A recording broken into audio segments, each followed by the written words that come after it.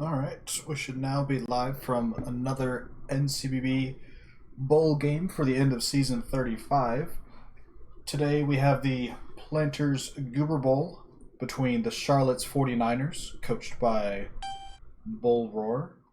On the other side, Texas A&M Les Agriculteurs, or something to that extent, coached by Baz. We've got Bretonnians, Humans, a NonAQ team, and an AKC team, if I recall, from Charlotte. So, not quite a human mirror, but basically two humanoid teams going at it, and the Bretonnians will have some inducements on their side. Let's take a peek.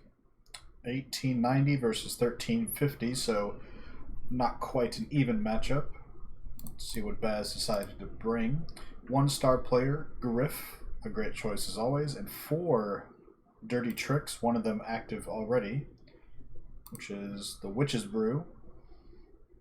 Looks like Sharon Gabber will have really stupid for this drive. Charlotte's going to field the ball first. Very experienced team in the league. I think this is their third or fourth season. Texas A&M, this is their first. Finished with a 7-1-2 record in the non-AQ. Very respectable for a team that's not well known. It's a league-only team. Don't see him in ranked or box. So most people don't have a whole lot of experience playing against Bretonnians, and certainly not a whole lot with them either. So for anybody who's unfamiliar, Bretonnians have four blitzers that start with block, dauntless, and catch. They've got some yeomen that start with wrestle. They're kind of the support pieces. They go guard, and I believe stand firm is kind of the ideal path for them, as you can see on Domain Richardson. The linemen, of course, just a bunch of little peasants, 6'3", 2'7", with Fen. Don't expect a whole lot from them. They're the cannon fodder, the chaff, whatever you want to call them. They're just kind of there to take up blocks.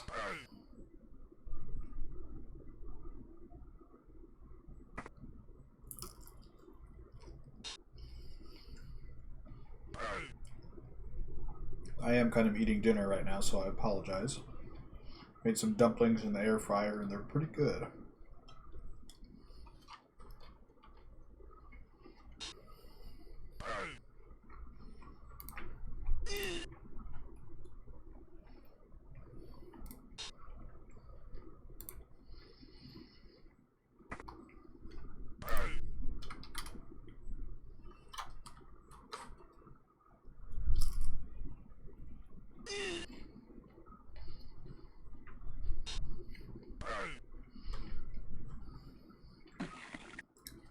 Oh my.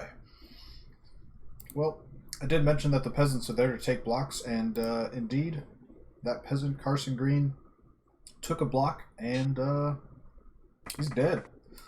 No longer be working his fields for the lady or for his lord or anybody else for that matter. He's just gone from this world.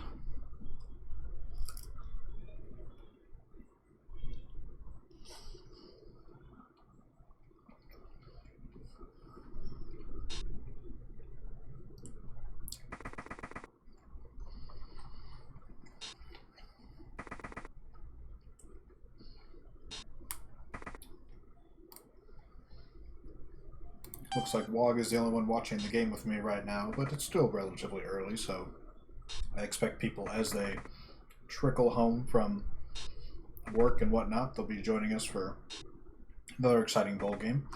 There is another one on this evening as well. Let me double check which one that is.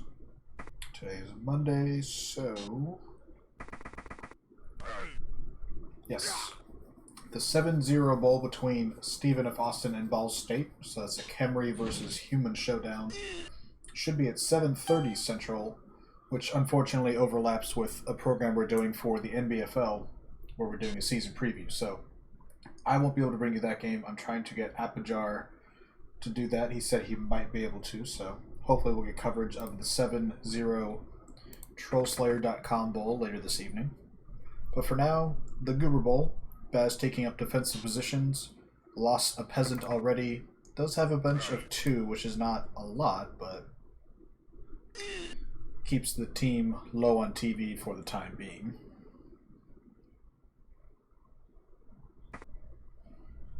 How you doing, Wog?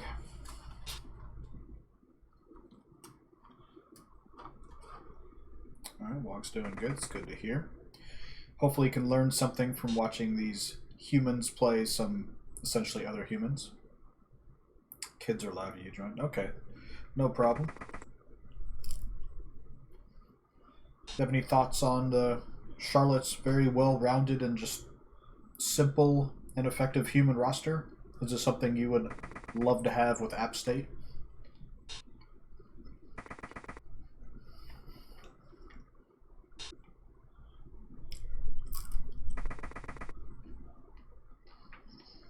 Strange catcher. Let's see.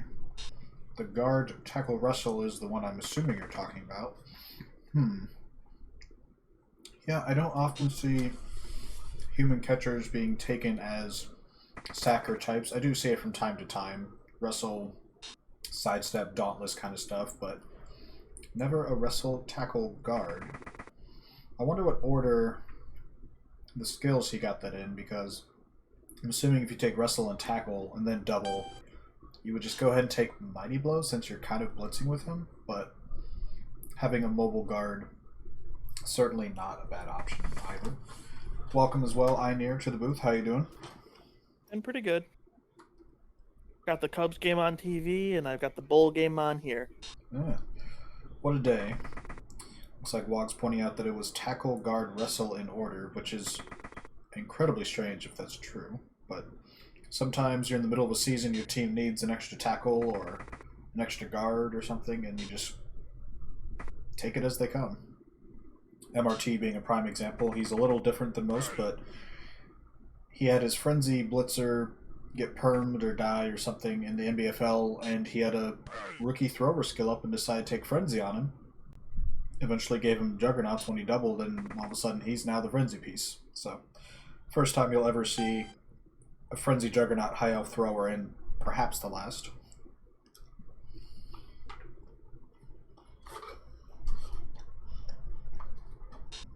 Speaking of high elves, Einir, when are you scheduled to play against Oregon in the Old Timer Bowl, or whatever we want to nickname it, between you and Oregon? Don't know yet. Don't know yet. That's fair. We do have a couple other games to report. We've had 2 completed so far. We have several coming up this week. Let's see.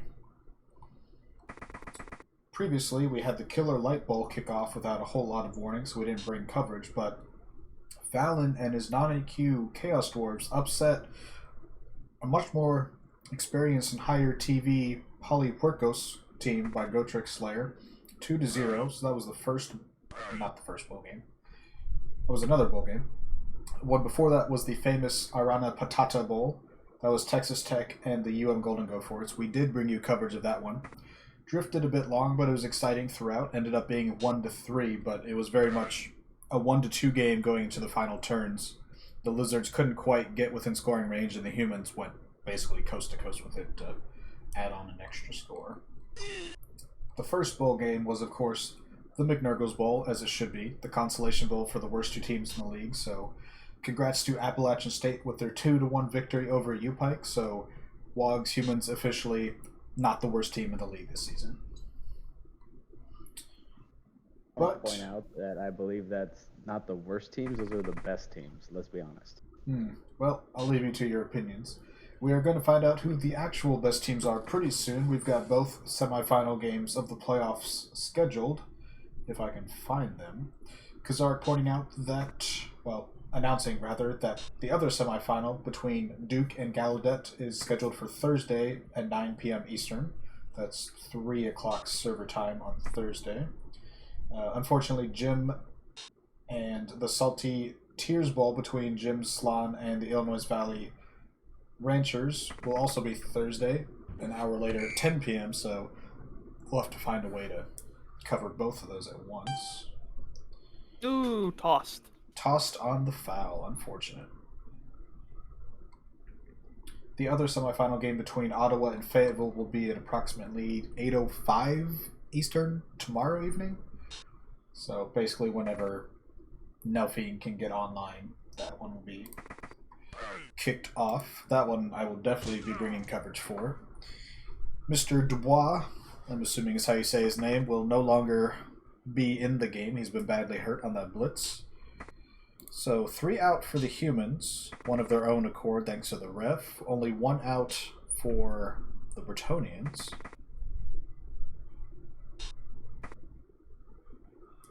Yeah.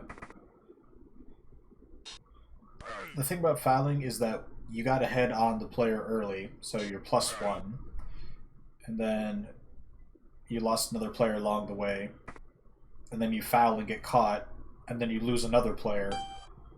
And all of a sudden, you're down players to a team that's built to play defense with all the fend, wrestle, stand firm, stuff like that. You do have the speed advantage, slight with the catcher. I think we've discussed it to end all. I know that you're not one to be a very foul-heavy coach, and it depends on what type of race I'm playing. I'll do it pretty heavily with the undeads, but I think fouling does one of two things, and it just depends on how risk adverse you are. If you're ahead on players, it just extends your man advantage, and if you're behind on players, it can get you back into the game. It just depends on how big of a risk you're going to take to get it, because it can backfire, and then you're pretty much done. True. You're forgetting the third option. Sorry. Go ahead. You're forgetting the third option.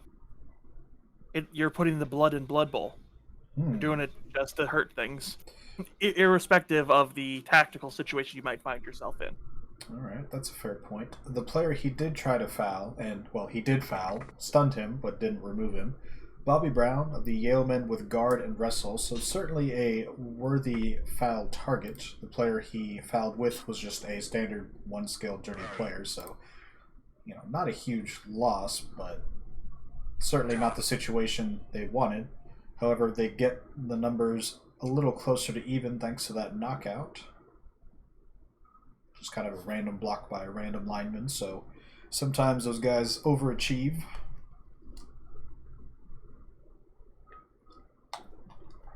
It's actually interesting. I've never seen a FUMMBL Bretonnian team before. So yeah, I was speaking earlier before most of you joined about how it's just a rare team to play against and a rare team to play as, since they're only available in league. But, you know, 4 blitzers don't have strength access, but they start with block, dauntless catch. They have agility access. Do they have strength access? I don't think they have strength access. I think that was a double. But the Yalemen, key pieces with wrestle, they do have strength access on those guys, so they go guard, stand firm kind of stuff. Peasants are just peasants. They're there to get killed on the first turn of the game, as the one did.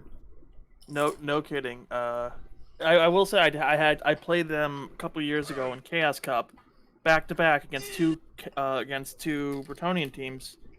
I racked up 15 casualties in those 2 games. It was ridiculous. I'm assuming you were Kemry then? Oh yeah, always am. 1-1 lost the other. Yep, that sounds about right. Throw the peasant mobs at the Tomb Guardians and another team will score because your offensive abilities aren't great and their defensive abilities are pretty good.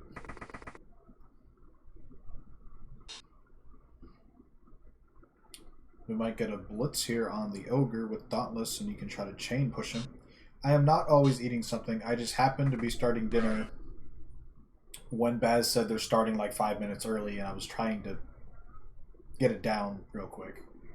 I'd like to point out that you're taking into consideration WOG's complaints, and I believe we've all come to the realization that that's not necessary. I gotta humor him at least. I mean, he's nice enough to join us. I mean, Jeffro joined us as well, so welcome, Jeffro. Robo, you as well. I don't think I acknowledged when you joined, but glad to have you in the booth. I mean, if we just keep ignoring WOG and never acknowledge his like jokes and everything else, like I think the man would just go insane or get bored or something. We don't want him to leave us. Be entertaining though. True. The second of the 4 cards has been played. Distract on Bobby Brown. So it looks like that ogre was no, I misread that. Okay, so Bobby Brown used it, and everybody in what, like a 3 square radius has Bonehead. Jeez, that's pretty much everybody. Yeah, that was a good play of that card.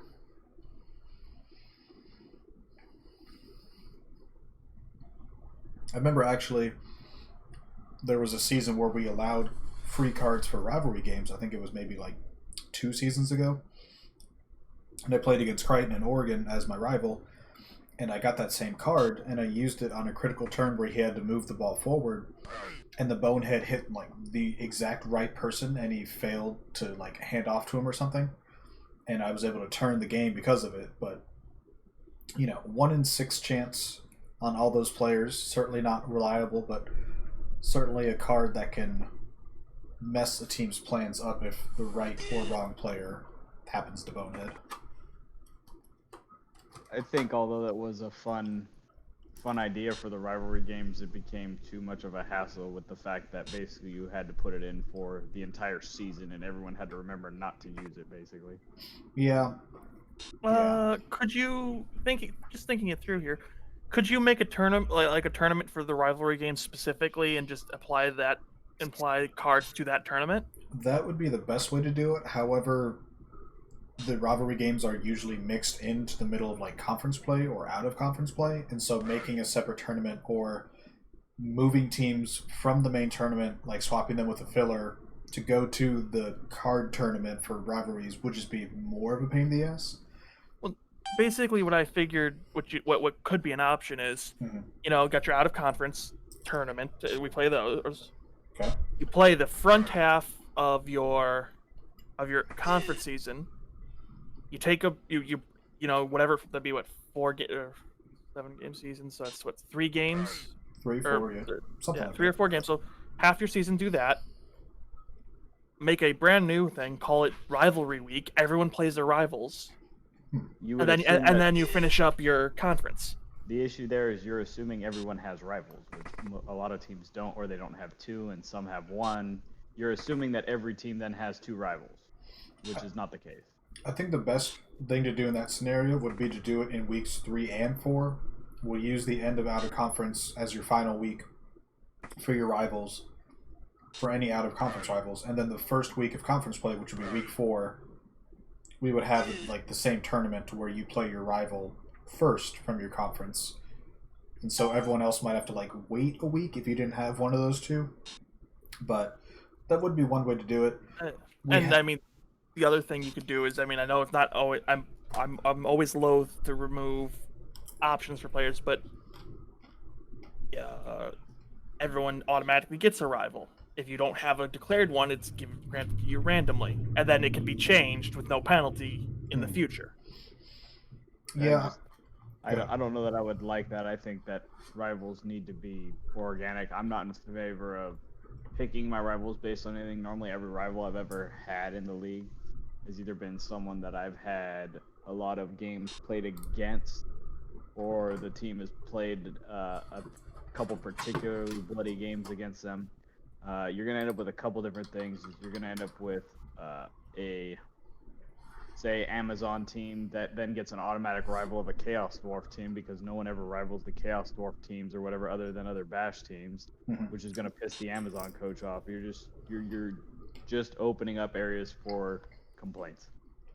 True. Like I said, it's not a perfect thing, and I'm not always a fan of removing autonomy from coaches. I just think, I feel the league is better when more rivalries happen. That's just a personal opinion. And I'm also more of a fan of when coaches stay with teams longer term here and in the NBFL, but that doesn't always happen either. Well, you must love Navy then. Oh, that's you look at the teams or whatever, and you have a story to tell. I mean, there's history, and you get to talk about all these other things that happened and different things where, I just think you have the case where a lot of times But I mean, I get it where people get fed up playing a race and they're like, I want to play something different. But I just think it's better when you get stuff longer term. I mean, you look at the history of Oregon or the Sandago Chompers in the NBFL or different things. You just sit there and you look at all the games they've played. You have so much to talk about, and it's.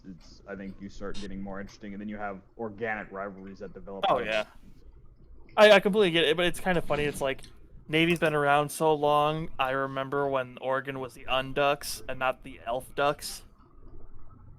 XCon might remember those days. That was a different team, though. I think that was Nomad's team. Yes, but they were the Oregon Unducks. Right.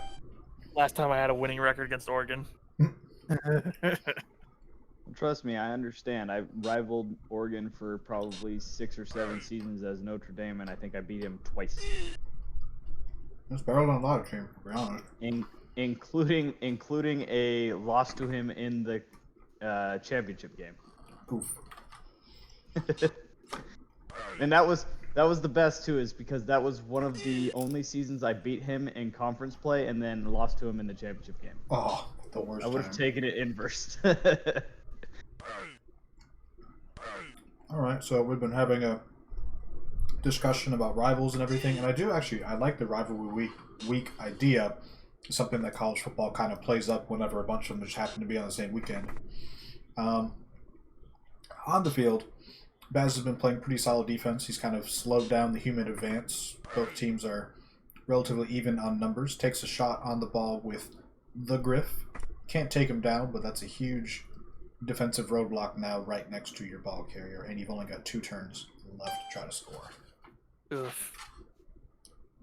I thought I was doing better. I looked at my list of coaches played. I have 1 tie and 7 losses against Robo Coyote.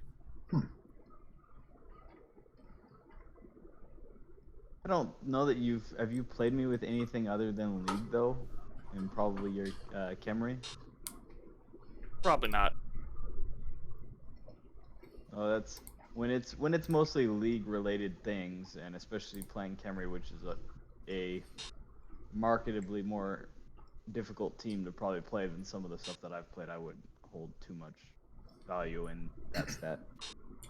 We do have some breaking news. Our sideline reporter, Apajar, saying his sources tell him that the Wonder Bra Bowl between Ohio Wesleyan and Hawaii will be Thursday evening at 8 p.m. Eastern. So the Pro Elf mirror, the passing attack of Hawaii, the defensive prowess, the blitzkrieg of Jeffro, that should be one hell of a game, and I will not miss it, barring the end of the world. You get 2 Pro Elf teams like that going, you're expecting the score to be 5-4. One would hope.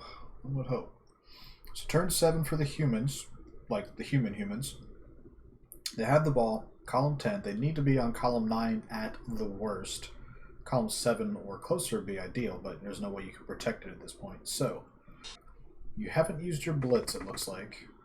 He's going to move his guard there. He might blitz forward with the ball, but protecting him would be difficult. Now you could blitz that guy and then fall back to column 8 where you kind of have like a screen, although he's touching your screen, which is never ideal. But you can't really just run him downfield. It's a tough situation, so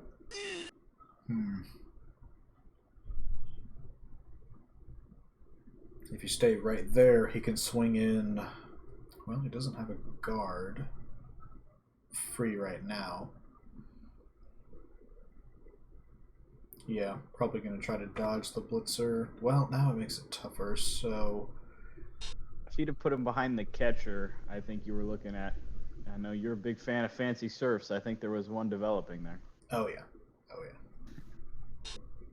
I mean, when you play a team in the NBFL that has, like, Frenzy on 10 of the 16 players, 12, you're gonna learn a thing or two about some sexy surfs. You could swing that lineman down to the bottom as just like a distraction piece, I suppose.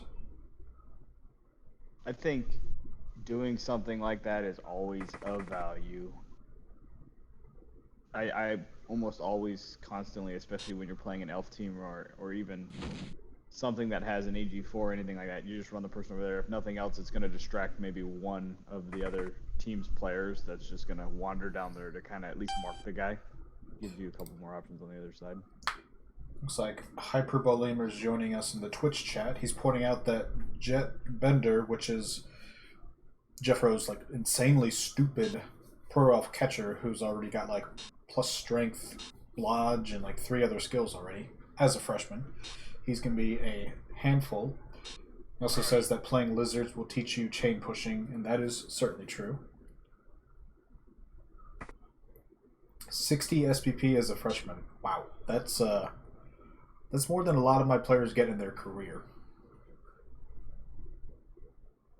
That's from my time playing with Notre Dame or whatever, the Pro Elves offense is never the issue. Defense is the issue.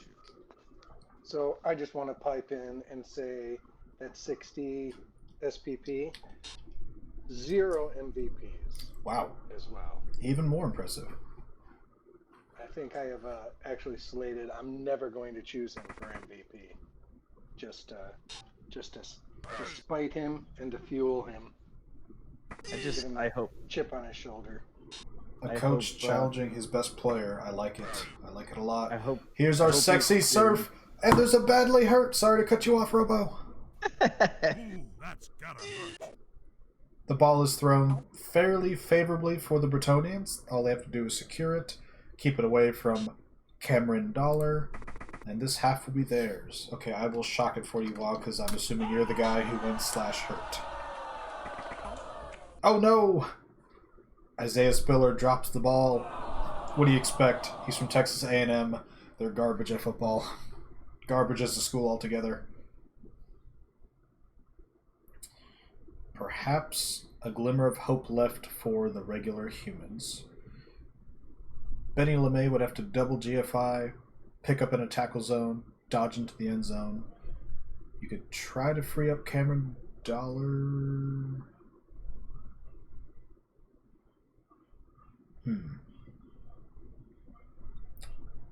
Waiting to use an inducement here, which means Baz is thinking about using something to try to secure this half.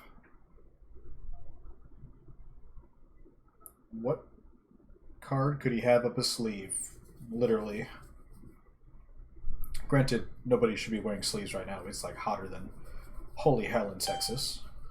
Chooses not to use a card, so we'll see what Bull and the Charlotte's 40 normers can do.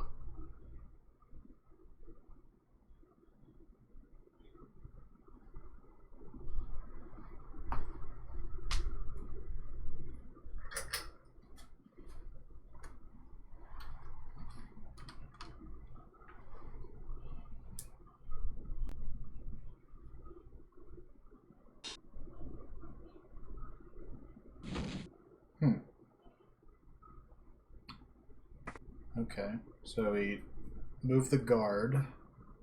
So he's going to 2-die Kellen Mond, but he's a blodging sidestepper, so if anything, he'll just sidestep northeast to block the path of the catcher and make it really difficult for Mr. Benny to try to sneak away with the ball. Let's see. He'll have 5 movements. 1, 2, 3, 4, 5, double. Well, he can still do it, but it won't be easy. What are we looking at? A 3, 2, 2? That's not really a block you need to be throwing right now, but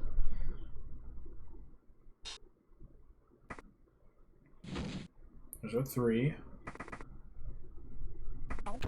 And there's a 1. So, Baz has the ball. No one in scoring range, but the Bretonian defense, the calling card of the roster, holds strong. Possibly another... I mean, there's a double surf attempt here, honestly.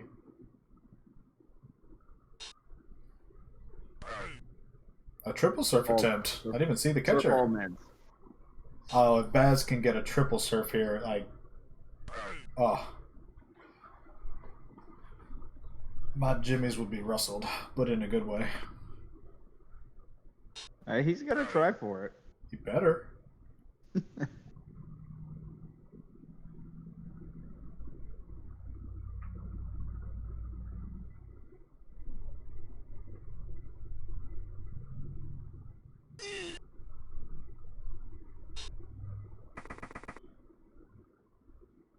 Go, Baz, go.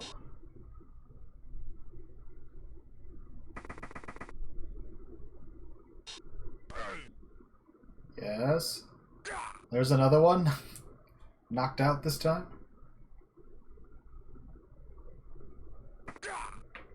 And knocked out the other one without the surf. Oh. But you still get to surf the catcher. That's gotta hurt. Yes! Yes! Oof, that's bloody. The fans are bloodthirsty and I love it. That's 2 surfs. That turn, a surf turn or 2 ago. 2 badly hurts, a KO on just a block, so quite the fortuitous sequence for the surging, surprising, NonAQ Texas A&M Les Agriculteurs. Now, Wog, that's not... It's too early to call a game. The humans will only have 9, but the score is 0-0. Bretonnians are not known for their offensive prowess, and remember, half their team has AV7, and the rest is AV8, so it's not like they can't get counter-punched off the field as well.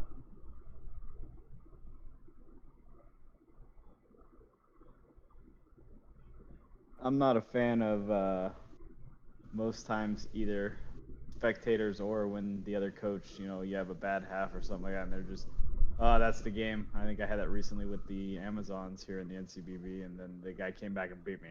Or it's just like, what are you gonna do? It is.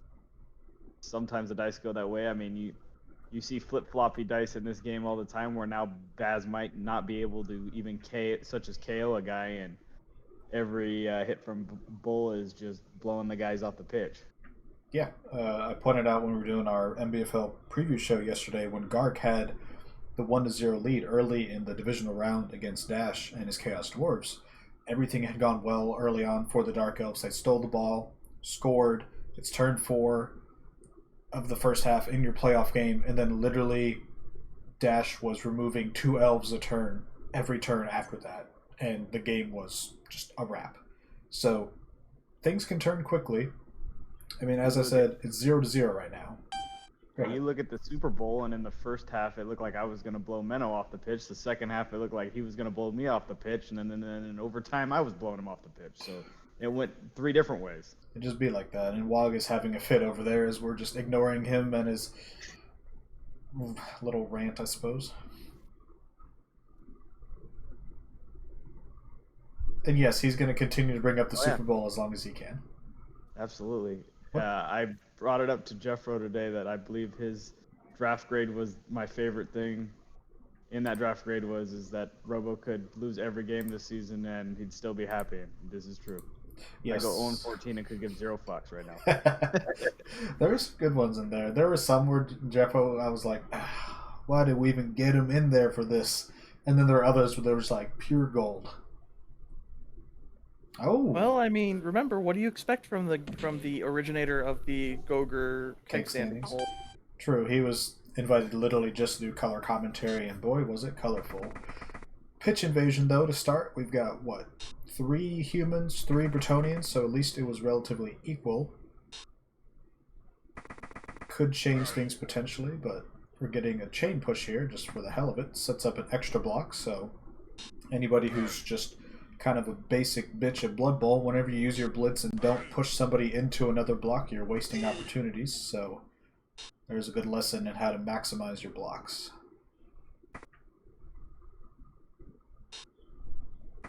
Looks like Mr. Griff, old reliable, 7-4-4-8. Sprint, block, fend, dodge, loner, surefeet will be handling the ball, although I assume Baz would prefer to score with somebody else to get the SPPs on a permanent player. Question is, though, if it's a choice of winning the game or SPPs, I believe even a NonAQ is going to choose the win the game. Oh, for sure. I mean, he's going to win before anything else. If you don't think Baz is going to go out to win, you don't know him very well.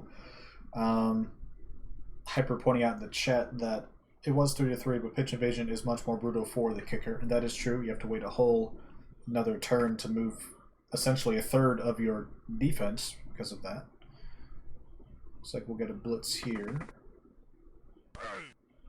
Gets a good knockdown, not a removal though, so let's see what Bull and the humans can do. Doesn't want to overcommit too heavily to the south because Griff is fast enough to switch north if he needs to.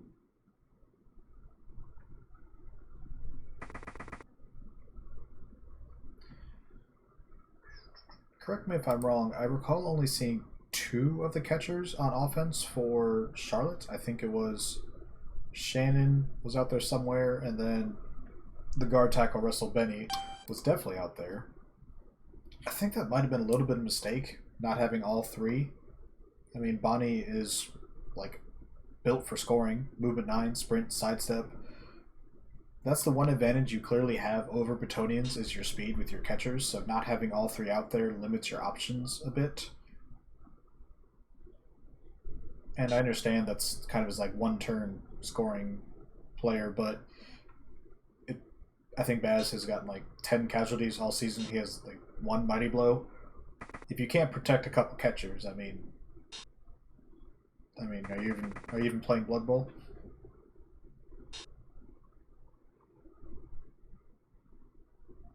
Well, you have to remember, Wog, the injuries... Sorry, Robo, 1 second.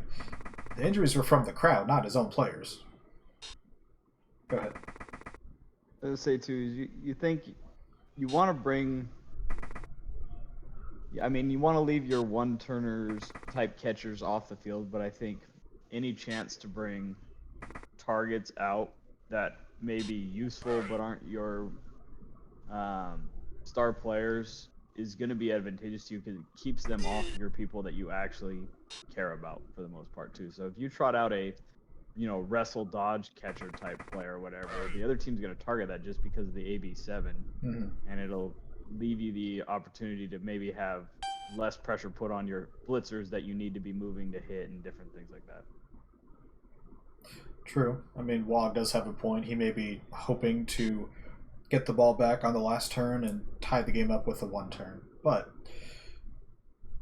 there's always that debate of whether you put your best 11 on the field or you put like your best 8 and 3 line fodders that you don't care about. It's a little different for other teams because, your undead, for example, that you're bringing in, they're zombies.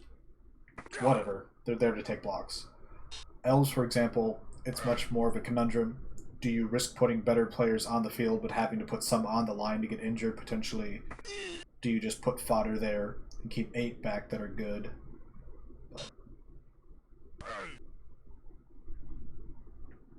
We'll never know if having that extra catcher would have helped the human offense late.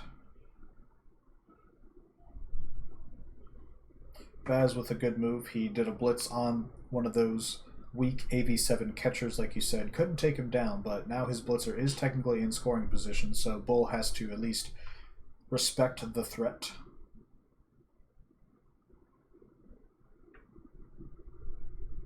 I mean, he doesn't have to. If he wanted to, he could potentially try to let Baz score early and then have more time for himself, potentially get the blitzer back from KO. And there's kind of a few people around that Yeoman. That's not even Yeoman, that's a lineman. And he goes for the big dick foul in a tackle zone, takes out the kicking dirty player, dirty boots, kicking boots, whatever he has from that card. Interesting. Start fouling yourself back into the game because at this point, what else are you going to do? I think it's correct to ignore the scoring threat right now. You're down guys as it is. If Baz chooses to score quickly, that's probably just as good as you stopping him at this point.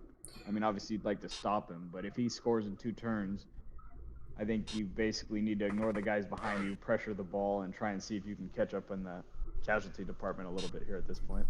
True. The only problem with leaving that player unmarked is now he really helps cut off the defensive pursuit from the bottom. Sets up a nice screen. Griff's pretty damn fast, so he'll be able to get around the catcher, past the screen, and literally be in scoring position. Okay, Wog, we didn't need to know that Baz feels confidence in his D. That's not information we need here on a family-friendly program. And I want to know how you acquired that information.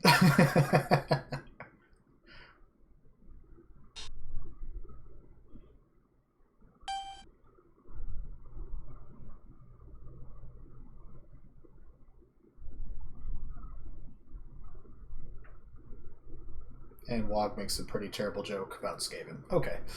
Regardless, turn 3, the regular humans, in red on my screen at least, got to regroup, try to get around, and you probably can't stop Griff at this point, certainly not this turn. But you can definitely try to force Baz's hand to make him score next turn. And you're completely right, Wog. You miss 100% of the shots you don't take, so I commend you for, making these jokes, but that one just didn't work.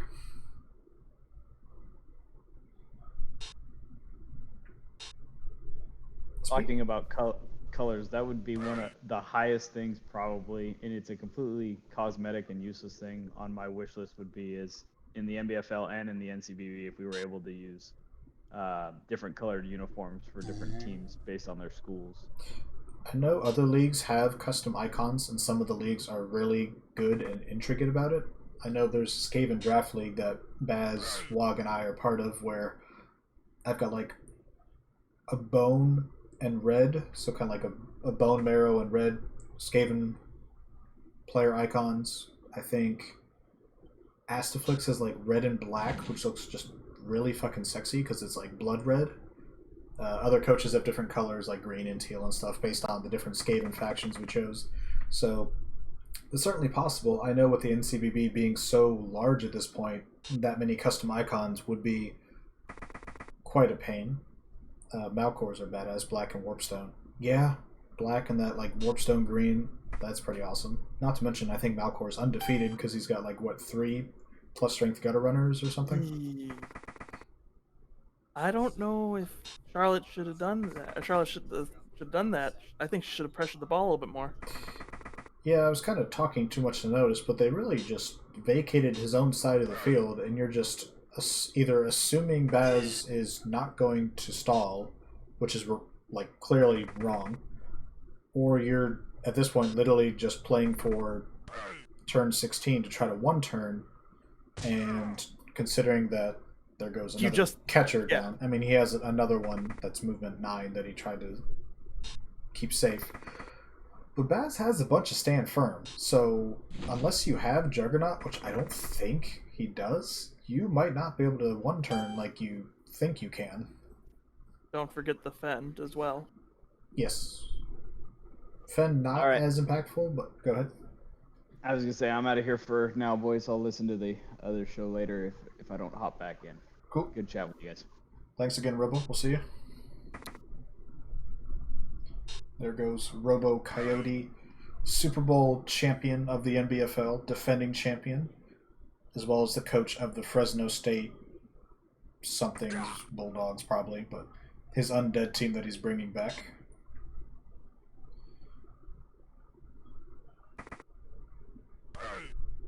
Bull does get another knockout and another injury here, so the numbers battle kind of evened out again, but at this point, Baz can just sit on the ball for another 4 turns. Well, 3, and then he has to score. But,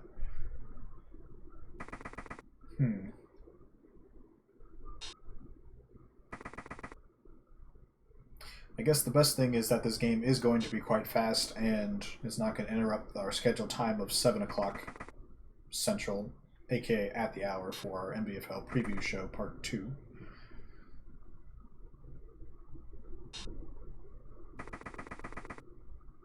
I know we did a bowl game the other day that ended up being like an hour and 45 minutes, and while it was a good game, that is quite the long one to sit and do commentary for. Wog stating he doesn't have quite enough sidestep and stand firm to prevent the one turn. I mean, he did at one point. 1 stand firm is out. He's got 1 sidestep. I suppose you're right. He only has 2 of the 3. A fair point. No worries, Hyper. I mean, that was like just a difficult matchup for you. Like 800 TV down against experienced humans with your young aspiring lizards. I know when your turn started, you're just looking around for like good options, like where can you go, and it's not easy sometimes.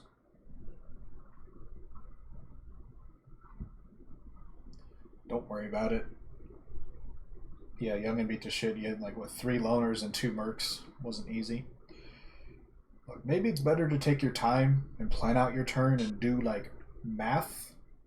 For me, for example, I'm like, this looks good, click, click, click, done in a minute and a half. So, probably not the best way to play, but certainly a little faster. And yes, the humans had like 3 plus strength, in addition to the ogre, so not your typical human team, certainly not in the similar mold to this relatively vanilla but effective Charlotte team. Looks like we'll get another foul here. I suppose I should check on how many they've each thrown. That's 2 for Charlotte, 1 by A&M, so nobody's going to be in trouble yet. Except that guy, because he got caught by the ref.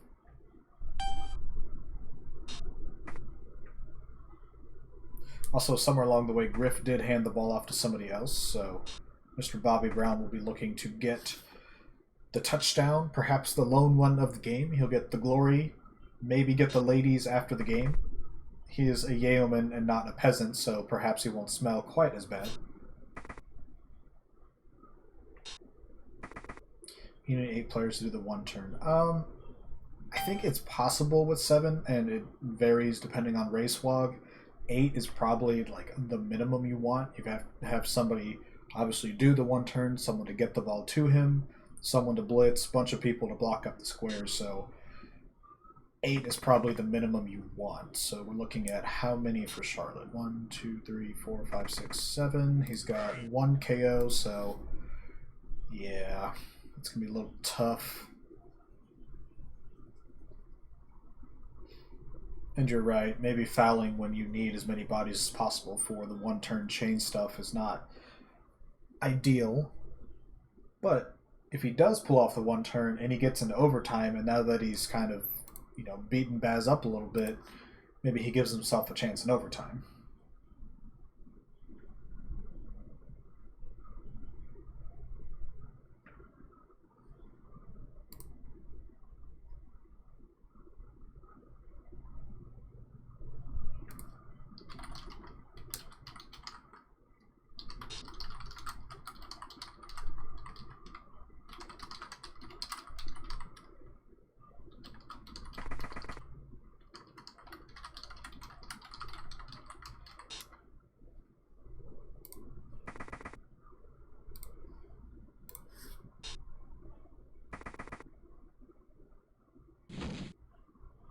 Yes, Wog insists that he actually went to University of North Carolina, Charlotte, something.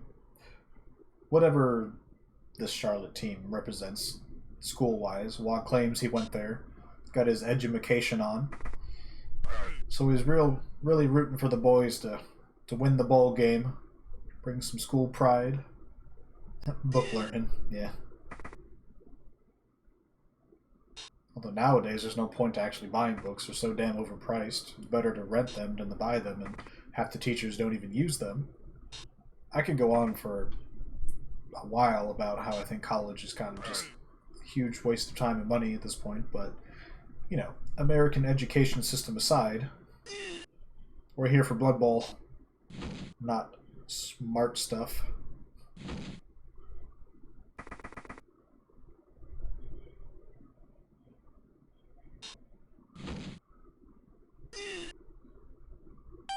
I mean, you didn't need to burn the reroll on the peasant dodge there, but at the same time, you have 4, and there's only 2 turns left. I suppose there's no reason to.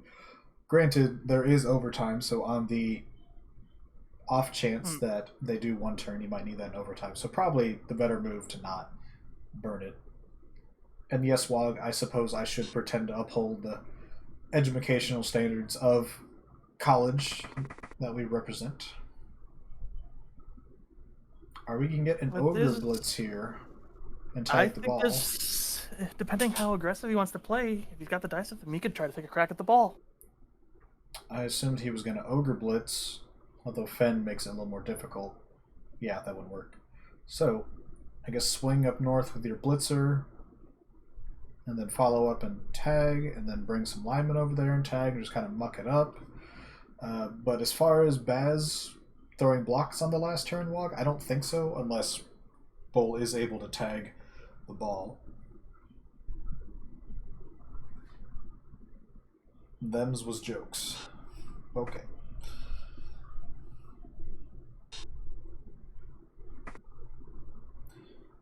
Not sure what you're going for here. You must...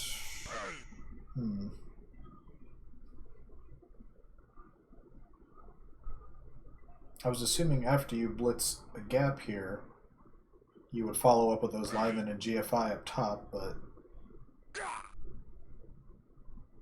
Also, I suppose I was looking at the rerolls wrong when I talked about Baz potentially using one on that dodge. He has the 2, Bull had the 4. Okay, so choosing not to go tag the ball, force Baz to roll some dice, just playing for the last turn.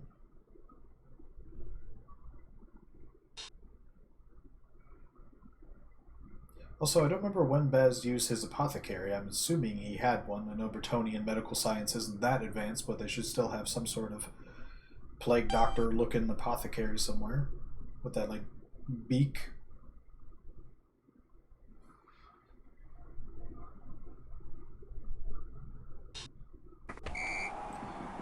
Alright, Baz taking the touchdown. Looks like 1 of his KOs came back, none for Bull and Charlotte, so he'll have 7 humans against 8 Bretonnians for the potential 1 turn.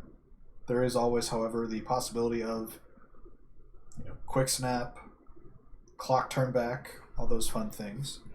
We do have 1 peasant, 1 yeoman, and 1 blitzer on the line. Oh, he's changing it. And Griff's on the line.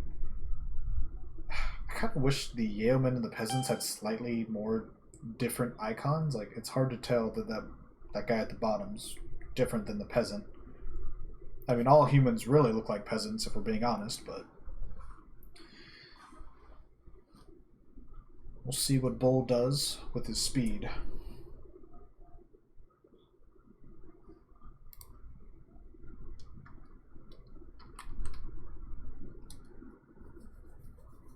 Yeah, marking the yeomen, they don't stand out that much, but they do their job, just like the peasants do. Hopefully.